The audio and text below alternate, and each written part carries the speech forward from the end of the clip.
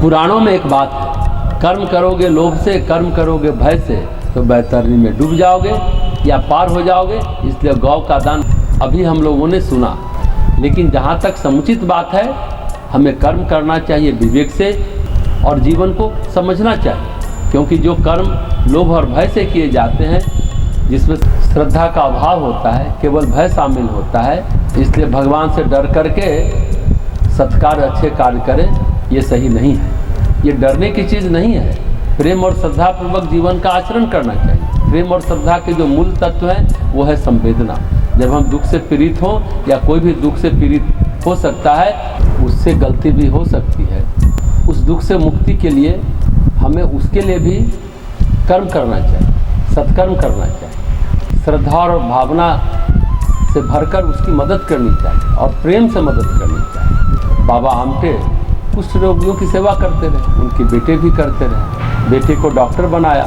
बाबा आमटे तो डॉक्टर नहीं थे, बेटा को डॉक्टर बनाकर वन में कुष्ठ रोगियों की चिकित्सा करवाई। गांधी जी ने कुष्ठ रोगियों की सेवा की।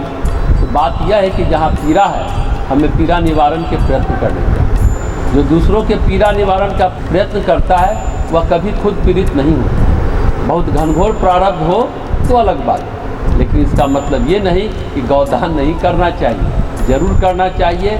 गाय है, कुत्ता है और अन्य जीव हैं, ये सभी बहुत सूक्ष्म तत्वों से विनिर्मित हैं। गौ में तो वैसे भी देव वंश होता है, 33 कोटि देवता गाय में वास करते हैं। हमें गाय की सेवा करनी चाहिए। वैसे भी पशु पक्षी जहाँ हम रहते हैं, तो पक्षियों को दाना देना हो, पानी देना हो, तो हमें देना चाहिए।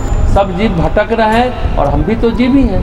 सभी जीव अपना अपना उद्धार चाहते हैं और कष्ट भी अनुभव करते हैं। तो अपने साथ जीवों के कष्ट का भी निवारण करना चाहिए। और जो कष्टों का निवारण करता है, मनुष्य जो भी कर्म करता है, अच्छे भाव से करता है, तो बैतरनी नदी पार कर जाता है, भवसागर पार कर जाता है। पीड़ा निवारण वह सबसे बड़ा जहाज है जिससे भवसागर पार किया जा सकता है। भगवान को भक्ति से पुकारना चाहिए।